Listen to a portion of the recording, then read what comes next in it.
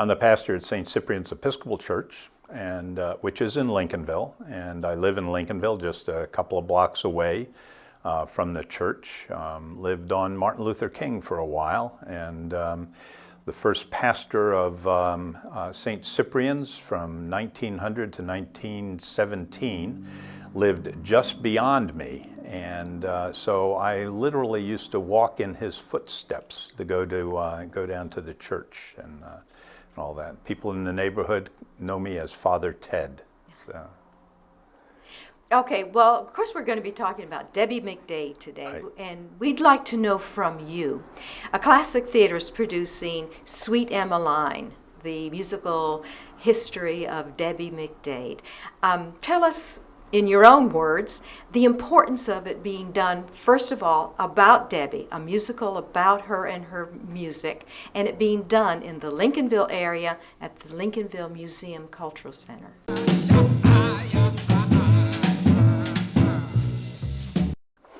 I first met Debbie at St. Cyprian's has a jazz vespers on the third Sunday of every month.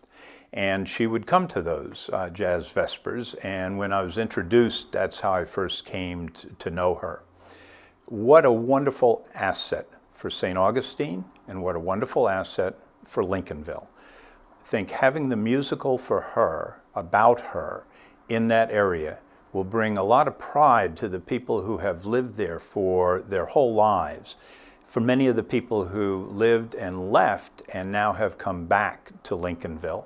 And it will also, for a lot of the people who are the newcomers to Lincolnville, who have no idea of the real history of that area, will also give them an education about the cultural fullness that was in Lincolnville at that time.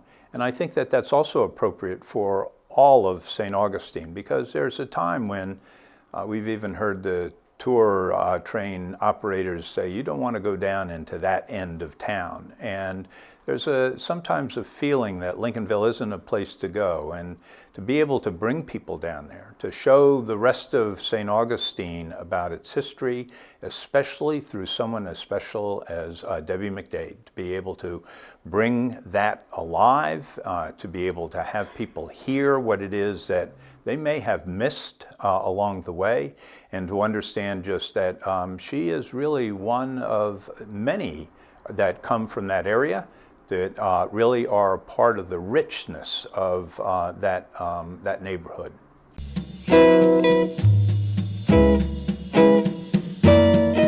Okay, well, her style and her forte is jazz. Right. And we've heard that they'd love to see jazz happen again in Lincolnville, because there used to be some great clubs. What do you think about that, putting jazz back in that area?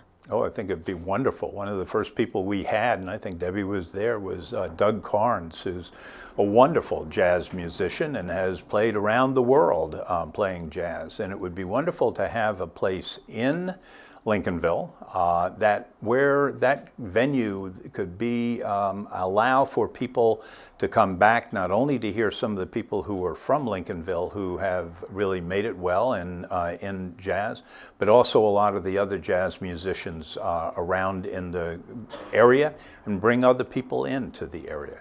It would be a great asset for the community.